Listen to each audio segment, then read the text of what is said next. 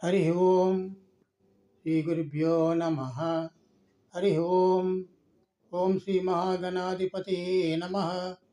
భక్తులారా, భగవద్గీతను 18 అధ్యాయాలు, 700 శ్లోకాలు, ప్రతినిత్యము ఒక శ్లోకం చెప్పడానికి భగవంతుని దయ వల్ల నేను ప్రయత్నం చేస్తాను. మీరు వినండి, నేర్చుకోండి, ఇతరులకు దీన్ని పరిచయం చేయండి. హరి ఓం.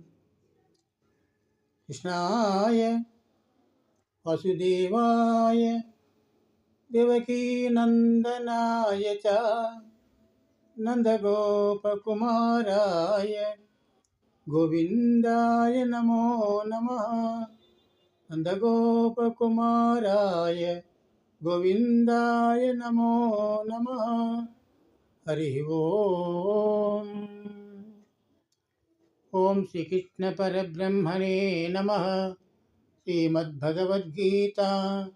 ఓం పార్థాయ ప్రతిబోధితాం భగవతా నారాయణేన స్వయం వ్యాసేన గ్రథితాం పురాణమునినా మధ్యే మహాభారతం అద్వైతామృతవర్షిణీం భగవతీం అష్టాదశాధ్యాయినీం అంబ త్వామనుసందదామి భగవద్గీతే భగవద్వేచిని.